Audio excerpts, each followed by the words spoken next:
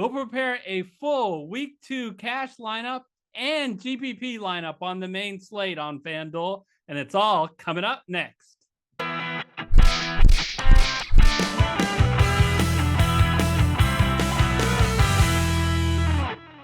Hello, everyone. I'm Eric Lee, along with Michael Wiley, and we are the Fantasy Football Consultants. Michael, week 2 on the main slate for FanDuel. Where are we going to start? As usual, let's start with running back. And yeah, of course, you could go Jonathan Taylor up there at the top against Jacksonville. I think he should have a good game, but he's just so darn expensive. We've got to save some money here.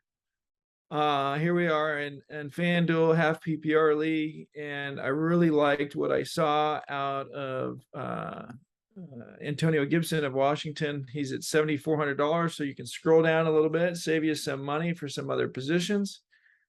He's up against Detroit. I think the worst defense in the league. Washington was able to move the ball. Both, of course, they were playing Jacksonville, but both running the ball and throwing the ball, which is important for Wentz to have that ability. And Antonio Gibson was the key guy. And not only did he get involved, not only was the workhorse on the running side, he was heavily involved in the passing game, which some people think, is not necessarily his strongest place with McKissick. But I think he's going to have another good week, especially against Detroit. I think people forget that Gibson was a wide receiver in college.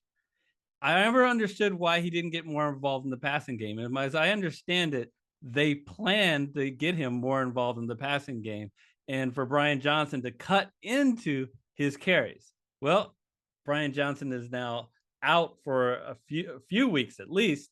So he got both. And so excellent situation here. I love this pick at only $7,400 in this really nice matchup. So, yep, like it. Well, I really like what you said, Michael. You said you couldn't afford Jonathan Taylor. You're going to save us some money. Well, you can't afford Jonathan Taylor. I can. I'm putting Jonathan Taylor in our lineup. Sorry about that. Too late. Already did it. Can't no changes. Jonathan Taylor, this guy, there's a reason why he is the best running back in football. And when you get him in great matchups, which once again he is facing the Jacksonville Jaguars, who you just talked about, were completely exposed last week by Antonio Gibson. And no offense on your Antonio Gibson, but there's no comparison to how good Jonathan Taylor is and Jonathan Taylor's line. So I know it's a cheap, a hefty price tag, but after blowing the game against Houston last week, the Colts cannot afford to lose this game. And I do not think that they will let up this week on Jacksonville. I think this is going to be could very well be a blowout, even though the lines makers think it's only 4 points. Yeah, no, I agree. And because you're spending so much money on running back, I'm going to do the same to you at wide receiver to leave you less money. So let's go to wideouts. Let's see who the most expensive guys are on here. Oh, Cooper Kupp, fine. I will save you a few dollars because I'm so devoted to my Raiders. And I'm going to go with Davante Adams. Oh, come on! Who was absolutely adored by Derek Carr. You could see the camaraderie that they had there. He was targeted over and over and over again, especially down by the goal line. He had a great game. He's up against Arizona Cardinals. We have a high-scoring game likely here, and the Raiders are going to have to be even more proficient at the passing game, and Davante Adams is going to be the key to that. Yeah, we talked all preseason about the fact that these guys, it's not like they've never met. They played in college. They worked out in the offseason. And man, but even I didn't think we would see this right out of the gate in week 1. And he gets a better matchup. Did you see what Pat Mahomes and the Chiefs did to Arizona that first week? Wow. So we got Jonathan Taylor and Davante Adams in our lineup. I'll tell you what I'm going to do. Okay. I am going to give you a guy who is name-wise as good as Jonathan Taylor and Devontae Adams if you had a time machine.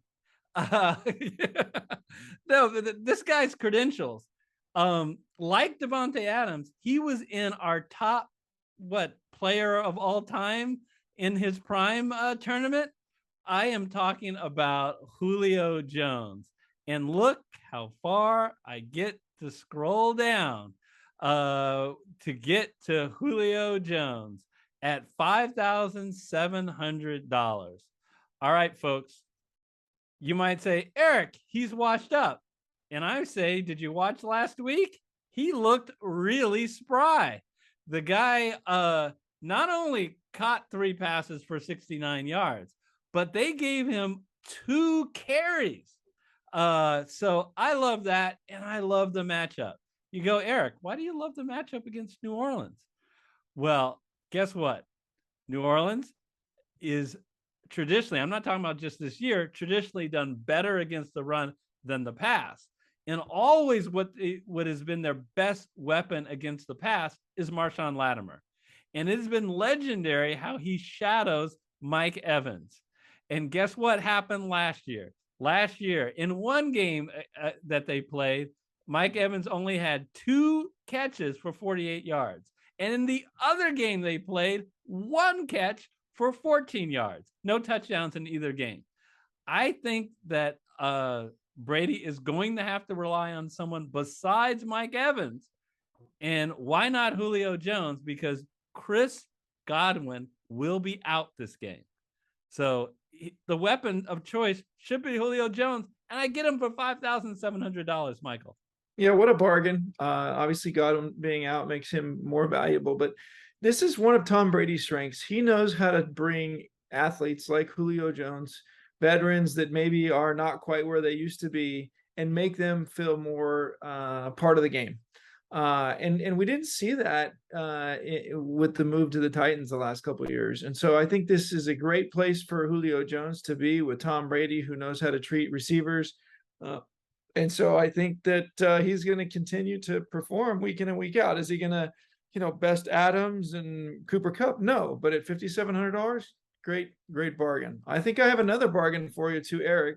Okay. Maybe not quite as inexpensive, but he was probably priced before the Monday night game, and we saw how much Russell Wilson liked him, and that is Jerry Jeudy. So Jerry Jeudy, we saw he was such a special talent in Alabama, had a good year last year with Cortland Sutton out. We thought Cortland Sutton coming back might have an impact. It had an impact on the pricing. He's at $6,300, but not on the output. He had a nice long touchdown catch, was involved in the game kind of throughout. And a couple spots where they didn't quite get him the ball. But I think he's going to duplicate this performance, and he draws a nice matchup as well this week. Nice matchup is putting it mildly. I'm not just talking about one game so far this year. Last year, Houston defense, especially against the pass, was terrible, and they have not started off well this year. All right, so let's go to tight end. And Mark Andrews. No, I don't think we have enough money for Mark Andrews. But here's a guy who really, to be honest with you, was a disappointment in week 1, but there's no position that is more volatility than tight end. And I trust this guy long term in an excellent matchup, Zach Ertz.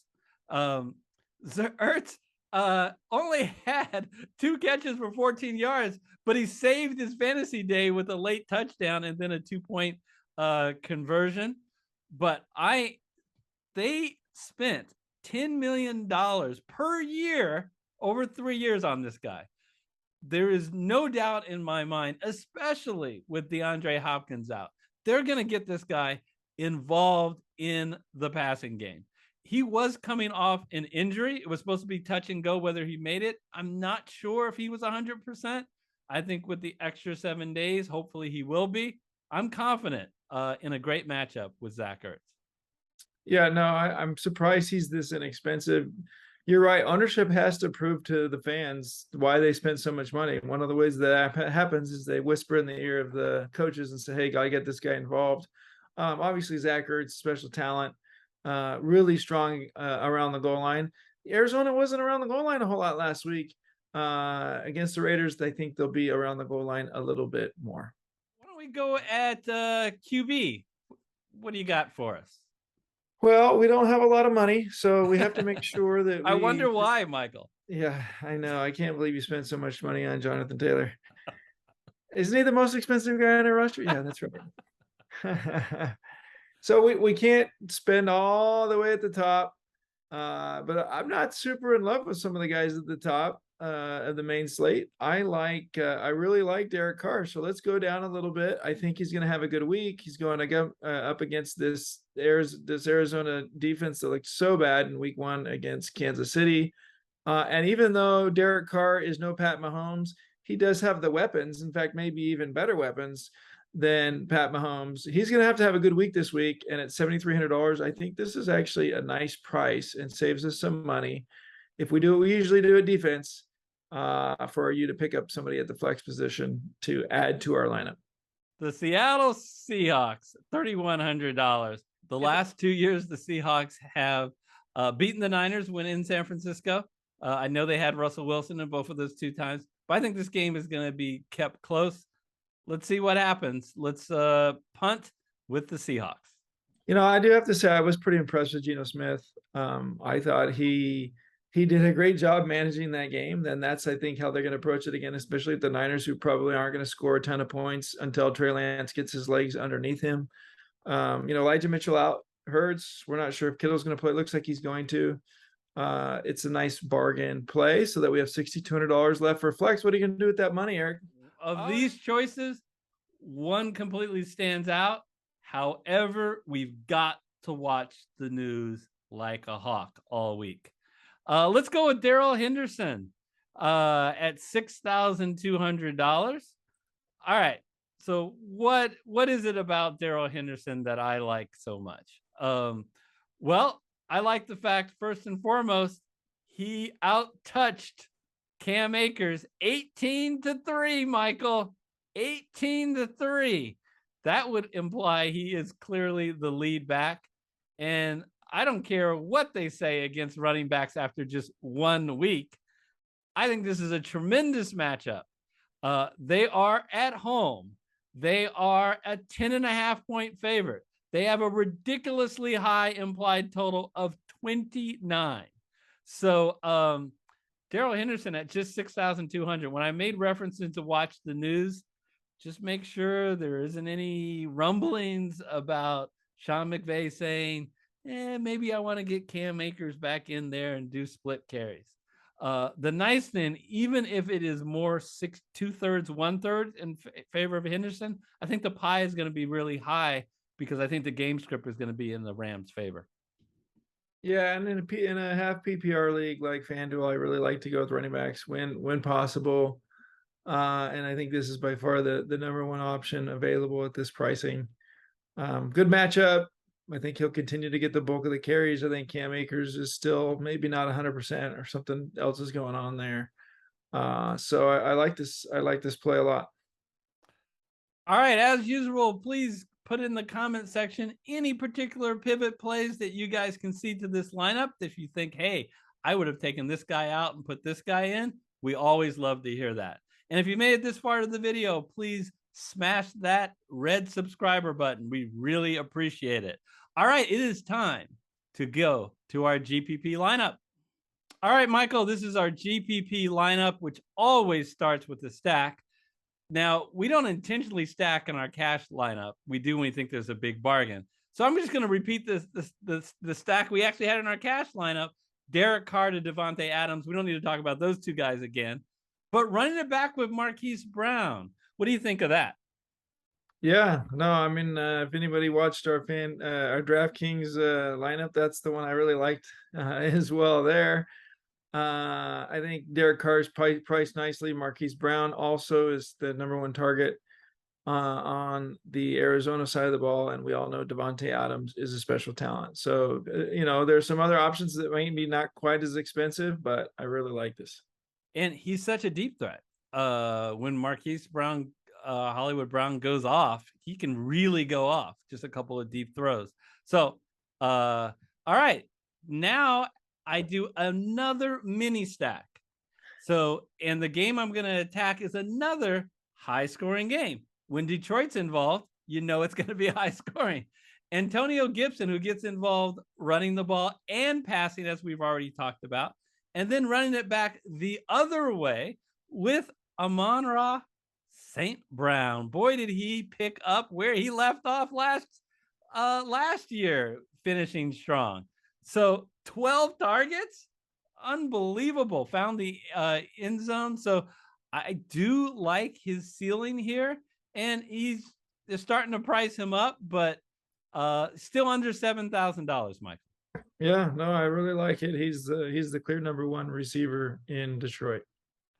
All right, so at tight end, I went with Hayden Hurst, but I would like you guys to follow the news. The news I want you to follow is with T. Higgins. So why do I say that? Well, Hayden Hurst had a nice game. 8 targets, 5 catches for 46 yards, but he did all of that after T. Higgins went down, because that's a huge gap in that lineup without T. Higgins. So it's unclear whether Higgins will play. Simply follow the news. Guys that come off concussions, they usually don't perform as well. We talked about that in NFL DFS Master Class. So might even be a good play even if Higgins is in the lineup, but I would prefer him not to be in the lineup. All right. So I think I've covered, we already talked about Darrell Henderson, so I won't talk about that again. But let's talk a little bit about the other guy in this Denver lineup, $6,800, Courtland Sutton. I like his ceiling. I kind of like Judy's floor, which is why he's in our cash lineup, but I like Courtland Sutton's ceiling. This is kind of the deep threat in this Denver offense.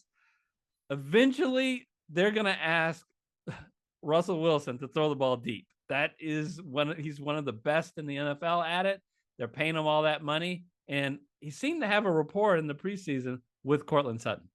Yeah, and who better to do that against than Houston Texans, right? So I like that play. I like the ceiling there. And finally, yeah. The Cincinnati Bengals at $3,900. DraftKings is nuts. They had them as one of their cheapest defenses. FanDuel did price them up a little bit, but not enough. Let's take advantage of the fact that Dallas no longer has Amari Cooper and does not have Michael Gallup, and now injured is Dak Prescott. So I really think the Bengals are going to punish the Cowboys in this one. Yeah, and even though Pittsburgh isn't a team that's really impressive on the offensive side, Cincinnati did a really good job keeping them in the game despite all the turnovers and poor play on the offensive side of the ball in Cincinnati. All right, that's our GPP play. If you're interested in DraftKings, both our cash and GPP lineups, check the description. Both of those videos are on the screen right now. Until we see you next time, take care, everybody. Be safe.